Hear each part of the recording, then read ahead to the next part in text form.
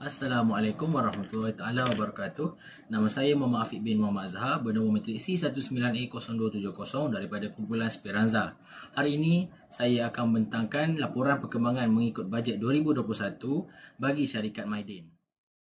Baiklah, yang pertama 1.0 latar belakang syarikat.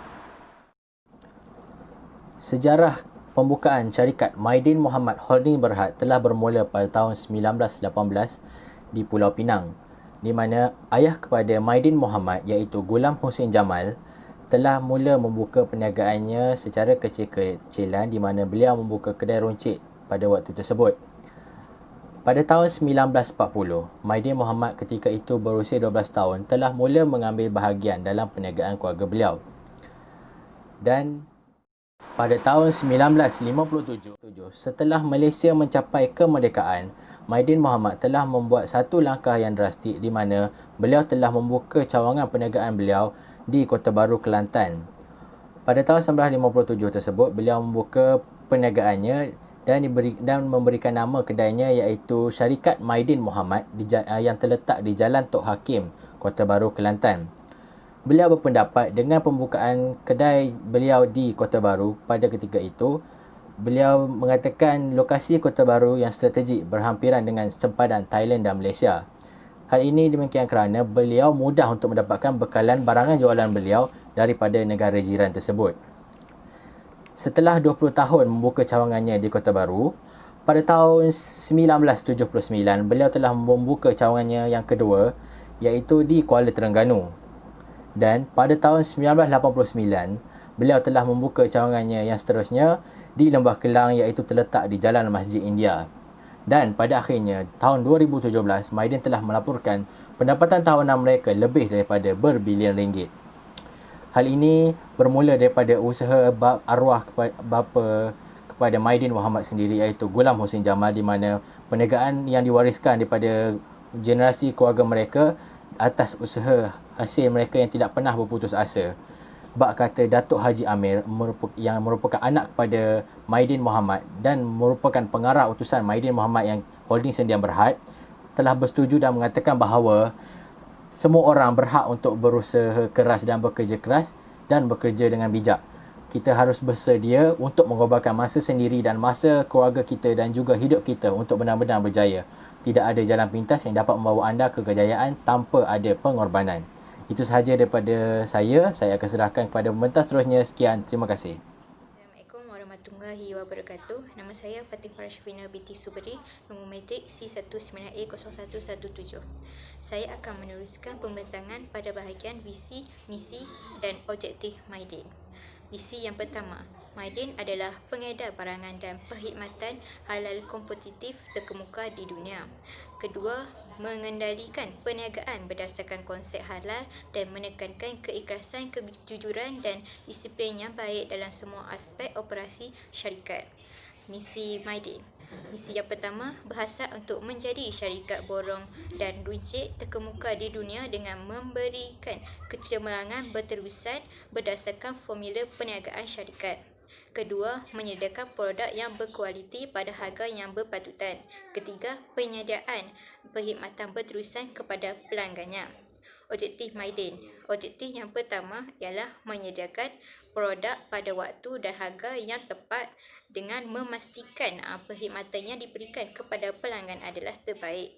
Kedua, mencapai kepantasan pemasaran dan kecekapan operasi.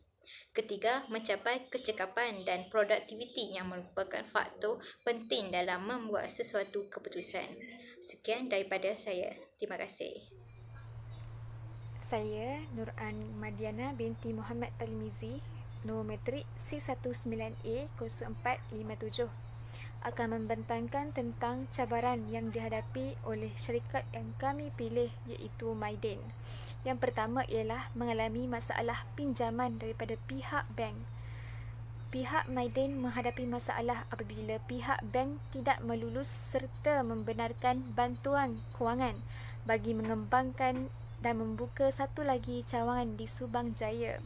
Pihak bank tidak mahu mengambil risiko dengan memberi pinjaman apabila Mydin Hypermarket akan membuka dan bersaing dengan Giant Hypermarket di kawasan tersebut. bagaimana Maiden yang baru bertapak untuk bersaing dengan syarikat besar tersebut. Kedua ialah mengalami masalah pengangkutan. Pada awal pembukaan Maiden, segala perkhidmatan penghantaran barang sehingga mendapatkan bekalan mereka hanya menggunakan basikal. Namun, Maiden akan menggunakan perkhidmatan bas apabila mereka perlu menghantar barang keluar kawasan mereka. Penggunaan teknologi yang tidak cekap. Masalah yang paling mencabar bagi syarikat ialah sistem teknologi yang digunakan tidak cekap kerana teknologi yang digunakan semasa itu adalah pada tahap yang rendah. Ini disebabkan kewangan yang masih pada tahap awal perniagaan. Yang keempat, persaingan antara syarikat. Persaingan besar antara syarikat Tesco, Giant dan Carrefour pada waktu itu adalah sangat besar apabila mereka turut menjual produk yang sama seperti syarikat lain. Setiap syarikat tersebut mempunyai produk, harga dan keistimewaan yang tersendiri. Namun, masih tidak berhasil kerana Maiden pada waktu itu masih tidak dikenali oleh orang ramai. Dan yang terakhir sekali ialah pengiklanan yang tidak cekap. Gaya pengiklanan yang digunakan oleh pihak Maiden tidak cekap pada waktu itu akibat kewangan dan pengurusan syarikat yang tidak cekap. Okay, Assalamualaikum. Seterusnya adalah peluang mengembangkan syarikat. Yang pertama adalah sokongan daripada kerajaan. Kerajaan telah memperuntukkan sejumlah wang ataupun bantuan kewangan kepada syarikat-syarikat yang telah berdaftar. Dengan bantuan ini dapat meningkatkan pasaran tempatan syarikat-syarikat yang telah memperoleh bantuan kewangan ini. Yang seterusnya adalah sokongan daripada pengguna atau pembeli.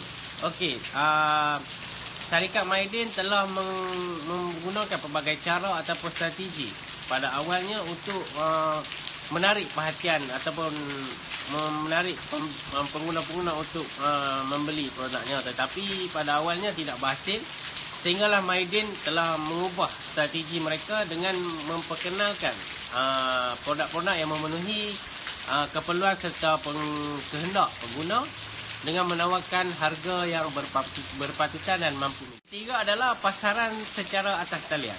Okey.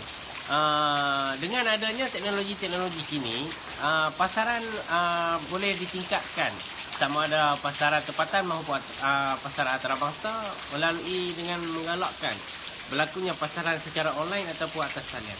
Keempat adalah perbelanjaan antarabangsa. Untuk meningkatkan persaingan yang kompetitif, syarikat Maiden telah memasarkan produk-produk halal bagi memenuhi ataupun meningkatkan pasaran syarikat Maiden di peringkat antarabangsa. Assalamualaikum warahmatullahi wabarakatuh. Nama saya Muhammad Nazwan Azri bin Muhammad Azban, nombor kad matrik C19A0330. Pada hari ini saya akan menerangkan strategi yang dicadangkan berdasarkan Belanjawan 2021.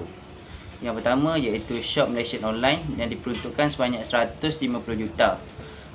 Ini bagi membolehkan seramai 500,000 usahawan tempatan menggunakan platform e-commerce bagi mempromosi dan memperkenalkan produk mereka ataupun perkhidmatan mereka di pasaran. Yang kedua adalah misi perdagangan dan pelaburan yang diperuntukkan sebanyak 35 juta bagi mempromosi barangan atau perkhidmatan mereka ke pasaran yang lebih luas iaitu pasaran antarabangsa. Yang ketiga adalah dana teknologi tinggi yang diperuntukkan sebanyak 500 juta ringgit. Ini bagi membantu syarikat-syarikat tempatan bersaing secara kompetitif di pasaran antarabangsa maupun pasaran dalaman negara. Yang keempat adalah penyelenggaraan infrastruktur perindustrian yang diperuntukkan sebanyak 100 juta ringgit. Ini bagi memastikan produktiviti produk atau perkhidmatan tempatan berada tahap kualiti yang lebih tinggi di mana mereka dapat bersaing dengan lebih kompetitif. Dan seterusnya, yang kelima iaitu mengutamakan otomasi dan pendigitalan yang di mana lebih memfokuskan kepada produktiviti jangka panjang melalui penggunaan teknologi baharu yang lebih sistematik dan teratur. Ini dapat membantu syarikat-syarikat tempatan untuk bersaing dengan syarikat-syarikat luar bagi menghasilkan produk yang lebih bermutu tinggi. Sekian, terima kasih. Assalamualaikum, nama saya Nur Akmal binti Ahmad. Nombor matrik saya C19A0479. Seterusnya saya akan meneruskan pembentangan dengan plan tindakan ringkas untuk strategi. 1. Menggunakan cogar karton dalam perniagaan yang berkesan. Contoh, cogar karton syarikat Maidin yang digunakan dapat membantu syarikat Maidin mendapatkan lebih ramai pelanggan yang setia. Nombor 2. Mendengar pendapat daripada staf Maidin. Pengurusan syarikat Maidin haruslah berkongsi pendapat dengan staf mereka agar dapat mengetahui produk yang manakah menjadi tumpuan pelanggan pasaraya Maidin. Nombor 3. Strategi pemasaran. Syarikat Maidin perlulah memperbanyakkan promosi tentang produk dan jualan mereka di laman sosial dan surat khabar. Nombor 4. Kemajuan teknologi terhadap sistem IT. Sistem maklumat yang mengumpulkan, menyimpan, mengubah suara dan mengambil tindakan terhadap transaksi data digunakan oleh syarikat Maidin. Nombor 5. Memperbanyakkan barangan buatan tempatan. Menggalakkan penjualan produk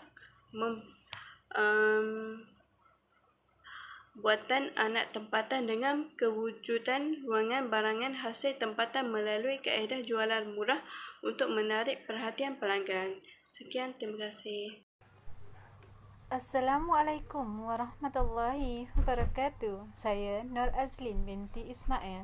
Nombor matrik C19A0499. Di sini saya akan merumuskan tentang syarikat yang telah kami pilih, iaitu syarikat Maidin Muhammad Holding Berhad. Berdasarkan laporan yang telah disediakan, kami telah mendapati bahawa syarikat Maidin ini merupakan syarikat tempatan yang telah berkembang dari tahun ke tahun. Syarikat ini merupakan syarikat yang memproses dan menyediakan produk-produk mereka sendiri.